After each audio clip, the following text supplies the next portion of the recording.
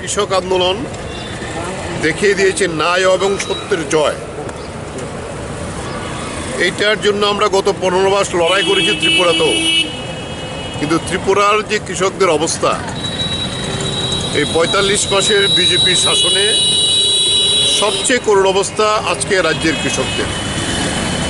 সরকারিভাবে কোনো বীজ নেই, সরকারি গুদামে সার পাওয়া যায় না, সেখানে সেচের মেশিনগুলো প্রায় 75% সেচের মেশিন অচল হয়ে আছে, ঠিক করাবার জন্য তাদের বাজেটে টাকা নেই।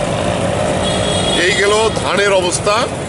এবং এইবার বন্যায় বর্ষায় যে ক্ষতি হয়েছে তাতে কোনো ধরনের কোনো সাহায্য আগেও পায়নি। এখন আবার শীতকালীন যে অগ্রহায়ণ মাসের বৃষ্টি হয়েছে তাতে প্রচণ্ড দুর্ভোগ, কৃষকদের কোনো সাহায্য ঘোষণা করেছে কিন্তু কোথায় কবে পাবে, কার কাছে যাবে কোনো ঠিকানা নেই। এই হলো কৃষকদের অবস্থা। সবজি আমাদের প্রায় শেষ হয়ে গেছে। আগে সবজি আমরা বাইরে পাঠাতাম, এখন সেই সবজি জন্য কোনো ধরনের স্কিম সরকারের থেকে নেই যেটা করতে পারে। গত 3 বছরে কোনো রাবার বাগান নতুন করে তৈরি হয়নি। 1 লক্ষ রাবার চাষি আছে, তাদের রাবার যে কিনে না, সরকারের কাছে নাকি কোনো খবরই নেই। এখন রাবার বিক্রি করতে পারে না। ফল একই অবস্থাতে কোনো বর্ধিত কর্মসূচি নেই। এক গাড়ি পাঠিয়ে বলছে ফল সাংঘাতিক উৎপন্ন হয়ে গেছে বিদেশে পাঠিয়ে। ফলে এই ধরনের ভাওতাবাজি চলছে।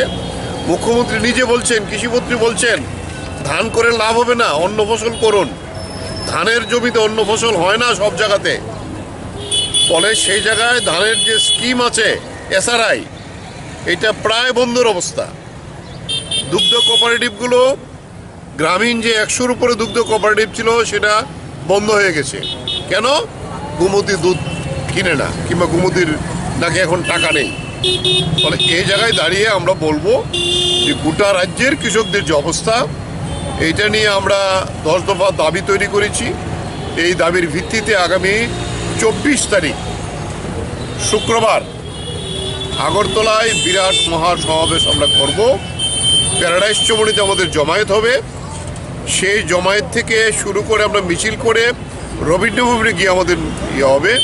তাতে সর্বভারতীয় কৃষক নেতা এবং এই সংযুক্ত কিষাণ মোর্চার অন্যতম যে 5 জনের যে কমিটি, সেই কমিটির একজন সদস্য অশোক ধাওয়ালে, যিনি মহারাষ্ট্রের যে বিরাট কৃষক মার্চ হয়েছে